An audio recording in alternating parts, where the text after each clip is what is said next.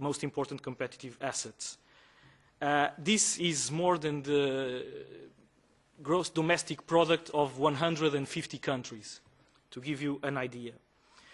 In the community, in the last year, we have seized more than around 180 million objects, many of them dangerous to health, fake pharmaceuticals, fake healthcare products, fake foodstuffs, toys, electrical appliances, etc.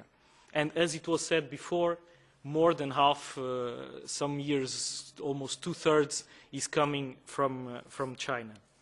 Although for some particular products like pharmaceuticals, they are also coming from countries like India.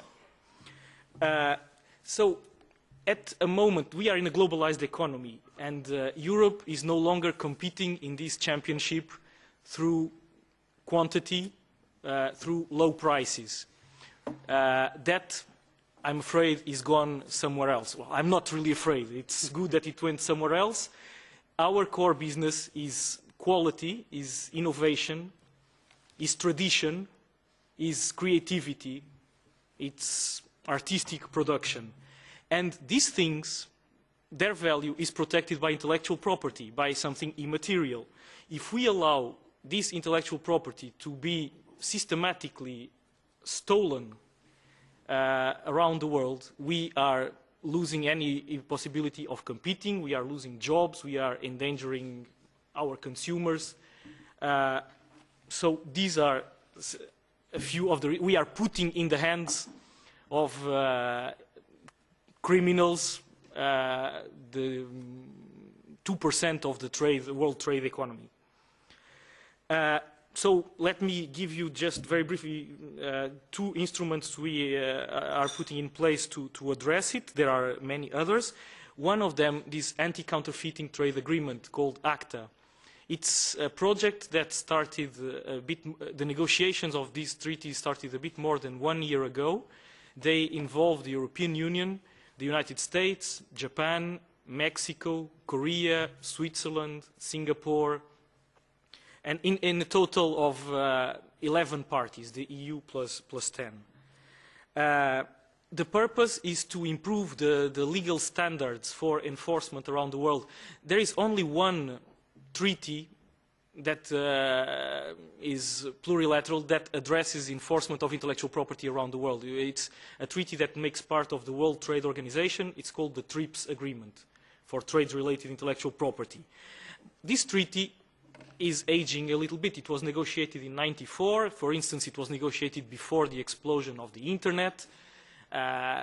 So it has a chapter on enforcement, and this chapter needs some updating.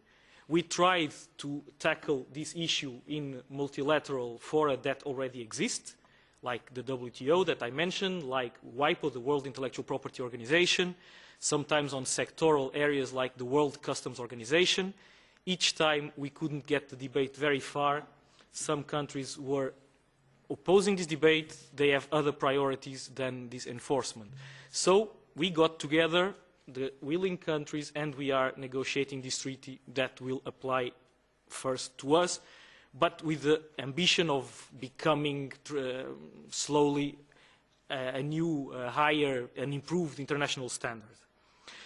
This treaty will have three main parts. One, the classical one, the one that raises more excitement and that creates a lot of buzz on the internet, etc. Also here in this parliament and in civil society.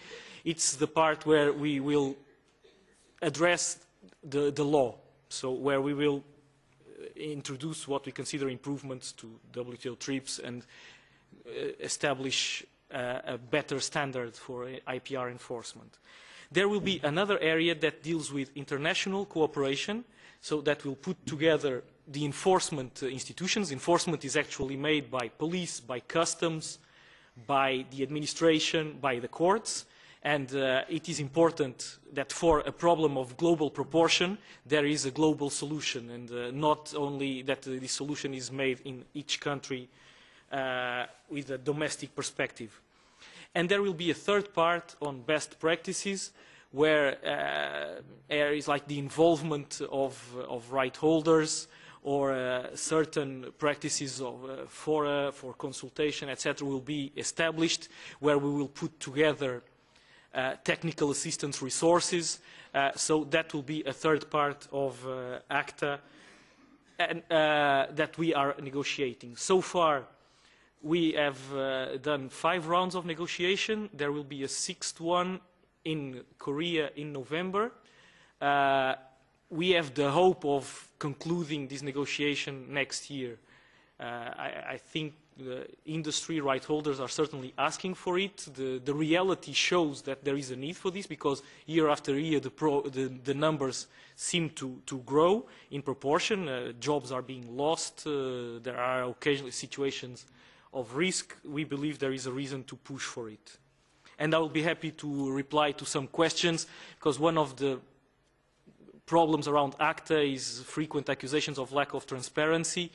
At least today I hope I can dismiss a little bit of that and answer your questions in the question and answer time. Then how do we address this bilaterally? We have established first dialogues with certain countries. I'll give you the examples of China.